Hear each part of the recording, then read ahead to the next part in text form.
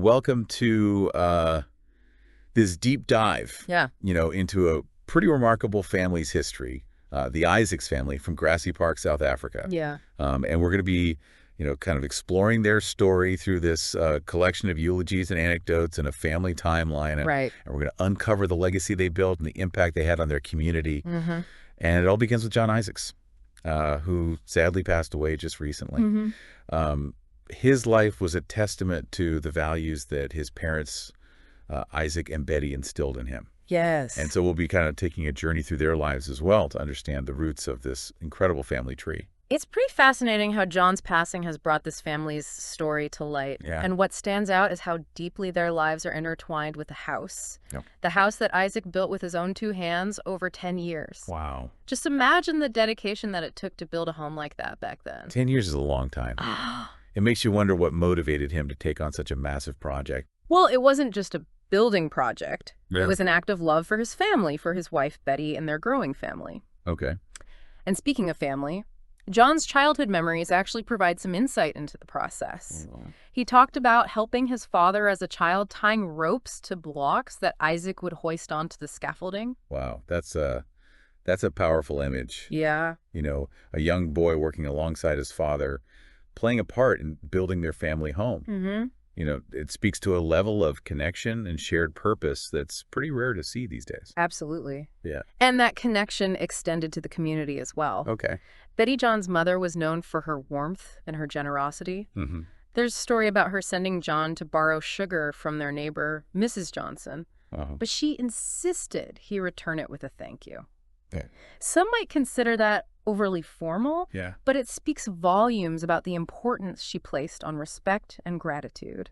That's interesting because that small act of returning the sugar with a thank you might seem insignificant Right. on the surface. Right. But it reveals a deeper commitment to building strong relationships, Right. even in the simplest of interactions. Exactly. And it wasn't just about sugar. Mm-hmm. Betty and Isaac were known for opening their home to family members who were going through difficult times, Wow. offering them support and a place to stay without any conditions. Yeah. That level of selflessness is truly inspiring. It really makes you think about the ways that we support our own families and communities today in a world that often feels increasingly individualistic. Mm-hmm.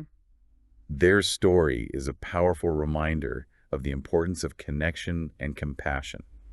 Now, shifting gears a bit, Okay. we can't talk about the Isaacs family without mentioning Isaac's incredible range of hobbies. Okay. He was a man of many passions, from founding a martial arts club to activities like weightlifting, boxing, first aid, and even mountaineering. That's quite a list. Yeah. It's hard to imagine having the time and energy to pursue so many interests. Did any of his children follow in his footsteps? Yeah. Taking up mountaineering or perhaps even first aid? Yeah. It would be fascinating to see if his passion for these activities had a tangible impact on their lives. It's a great question. Yeah. The sources don't go into specifics about whether his children adopted his exact hobbies. Right.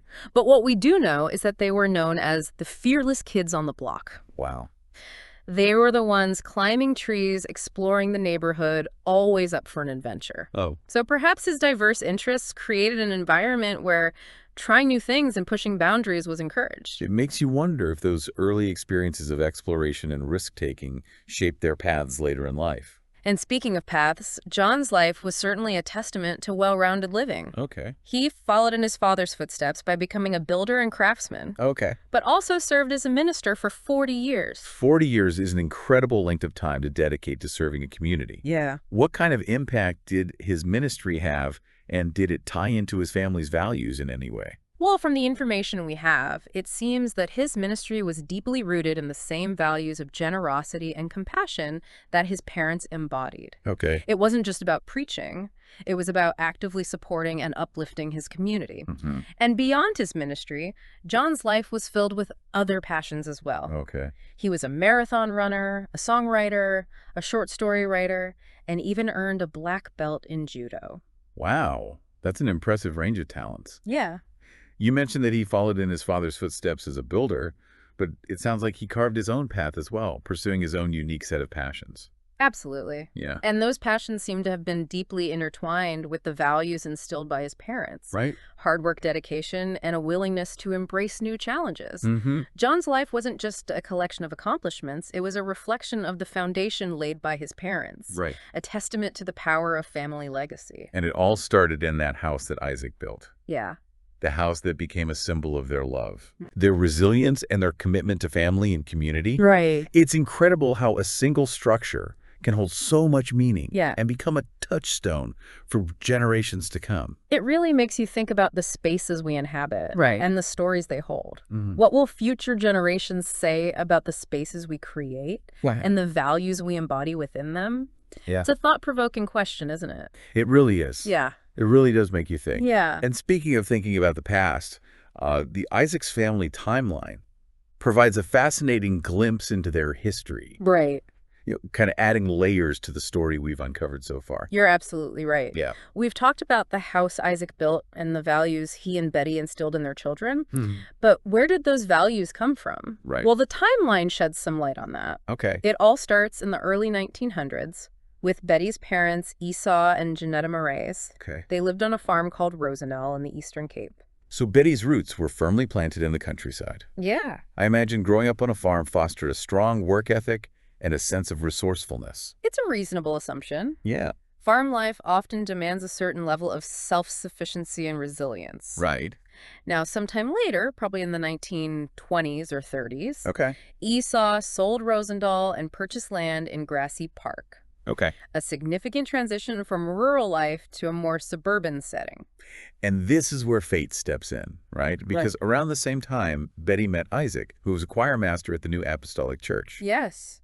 Music clearly reigned in the family. It did. As his father Abraham led the church's brass band. Indeed, music seems to have been a powerful thread connecting generations. Yeah. And of course, Betty and Isaac fell in love and got married. Mm-hmm. What's particularly intriguing is that Betty inherited a portion of the proceeds from the sale of Rosendahl, her family farm. Wow. It was this inheritance that allowed Isaac to purchase the land where he would eventually build their family home. Wow, that's an incredible detail. Yeah. Betty's family farm played a direct role in establishing their future in Grassy Park. Right.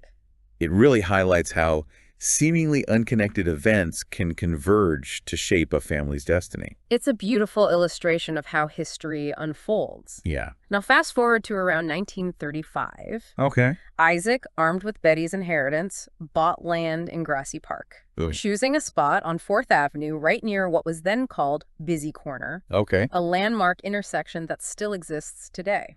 That little detail really brings their story to life. Yeah. I can almost picture Isaac surveying the land, envisioning the home he would build for his family. And speaking of building, we know it took him around 10 years to complete the house. Yeah. During those 10 years, they welcomed 8 children into the world. Wow. All delivered by a local nurse named Nurse Ross. 8 children. That house must have been filled with life, laughter, and maybe a little bit of chaos. Yeah. It's fascinating to think about how the house evolved alongside their growing family. It's easy to imagine children playing in the unfinished rooms. Right. Adding their own touches to the evolving structure. And as the kids grew up, Isaac's influence became increasingly apparent. Yeah.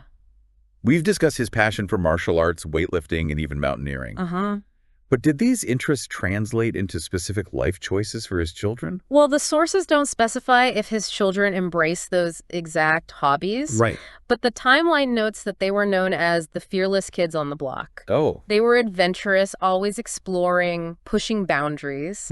Perhaps his diverse interests instilled in them a sense of curiosity and a willingness to embrace challenges. It's a compelling thought. Right. Maybe it wasn't about replicating his exact hobbies, but rather inheriting his adventurous spirit and zest for life. And that spirit extended beyond just their immediate family. Right. Remember Betty sending her children to borrow sugar from Mrs. Johnson? It wasn't just about needing sugar. It was about fostering connections within their community. It reminds us that community is built through these small everyday interactions. Yeah. It's about being present, being helpful, and recognizing that we're all interconnected. Exactly. And speaking of interconnectedness, let's shift our focus to John. Okay. He was born in that house Isaac built in 1946. And the timeline reveals that he followed in his father's footsteps, pursuing a career in building and construction. Oh. He studied at Cape Town Technicon for 5 years, Wow. honing his skills in craftsmanship. So we see that legacy of hard work and dedication being passed down through generations. Right. But as we discussed earlier, John was so much more than just a builder. Yeah. He was a minister, an artist, an athlete, a truly multifaceted individual. Absolutely. Did the timeline provide any further insights into how those other facets of his life developed? Yes, it does. Okay. It mentions that he became a skilled craftsman, Okay. overseeing work groups and mentoring apprentices. Okay. We also see his dedication to faith as he served as an ordained minister for 4 decades. Yeah. That's a significant commitment. It certainly is. 40 years of service. It speaks volumes about his character and his dedication to his community. Mm-hmm. It's fascinating to see how he integrated his professional life, his faith, and his passions into such a rich and fulfilling existence. Absolutely. And speaking of passions, the timeline also mentions marathon running, songwriting, short story writing, and of course, his black belt in judo. It's incredible how he managed to pursue so many interests. Yeah. Did he ever express what motivated him to embrace such a diverse range of activities? Unfortunately, the sources don't provide specific quotes about his motivations. Okay. However, we can see a clear echo of his father's influence. Yeah. Like Isaac John embraced challenges, explored new horizons, and nurtured both his physical and creative sides. It seems like that adventurous spirit, that fearless quality was a core part of his being, Right. passed down from his father and woven into the fabric of his life. Precisely. And of course, we can't forget about the family he built with his wife, Dorothy. Yeah. They had a son, Kurt, and 2 granddaughters, Emma and Tara. John's life was rich with love accomplishments and a deep commitment to both his family and his community. His story is a beautiful testament to the power of a well-lived life, Yeah. one that embraces challenges, pursues passions, and prioritizes meaningful connections. Mm-hmm. He seems to have truly embodied the values that Isaac and Betty worked so hard to instill in their children. It's a beautiful tribute to their legacy, and sadly, the timeline ends in January of 2025 with John's passing. It's a poignant reminder that even the most vibrant lives eventually come to an end. Mm-hmm. But even though he's gone, his story, along with the story of his parents, continues to inspire. Absolutely. And by exploring their journey, we gain a deeper understanding of ourselves and the legacies we're creating. It's true. Their story reminds us that legacies aren't just about grand achievements, Right. but about the choices we make every day, the connections we foster, Right. and the values we choose to live by. And as we move into the final part of this deep dive, Okay. I want you to keep that in mind. All right. Think about the Isaacs family story Mm-hmm. and ask yourself, what kind of legacy are you building? Yeah. What small steps can you take today to create a ripple effect of your own? Yeah. It's amazing how a family story like this can, spark such introspection. Mm-hmm. Their journey has really highlighted the power of, everyday choices Mm-hmm. and how we weave together to form a legacy. It's true, we often think of legacies as being built on grand achievements. Right. But the Isaacs family shows us that it's the accumulation of small, meaningful actions that truly matters. Yeah. Isaac's dedication to building that house. Right. It wasn't just about creating a shelter. Mm-hmm. It was about laying the foundation for a family brick by brick, year after year. And Betty's generosity, Yeah. as simple as sending her son back with a thank you for the borrowed sugar, Right. speaks volumes about the values she instilled in her children. Absolutely. These seemingly insignificant acts ripple outward, influencing not just their immediate family, Mm-hmm. but their community as a whole. Absolutely. And John's life embodied that philosophy beautifully. Yeah. He carried those values into his work, his ministry, and his personal pursuits. Yeah. It's as though their legacy became a guiding force in his life, Yeah. shaping his decisions and interactions. It's a powerful reminder that the impact of our actions extends far beyond what we can see or even imagine. We're all leaving a legacy, whether we intend to or not. Exactly. And that brings us to you, the listener. Okay. What resonated with you most about the Isaacs family story? Yeah.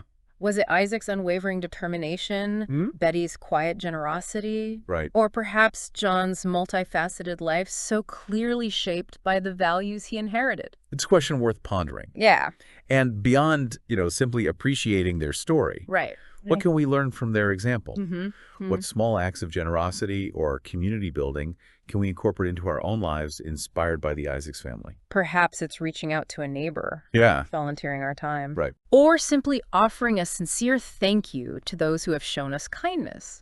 These small gestures, when woven into the fabric of our lives, can create a ripple effect that extends far beyond our immediate circle. It's a powerful thought that even the smallest acts can contribute to a larger tapestry of goodness and connection. Yeah, The Isaacs family story shows us that legacies aren't built overnight. right. They're built one brick, one cup of sugar, one act of kindness at a time. So as we conclude this deep dive into the Isaacs family legacy, Yeah. let's carry their story with us. Right. Let's be inspired by their example and find ways, both big and small, to build our own legacies. Brick by brick, act by act, connection by connection. And who knows, maybe someday someone will be diving into our stories, uncovering the ripples we've created and the impact we've had on the world around us. Yeah. Thanks for joining us on this journey.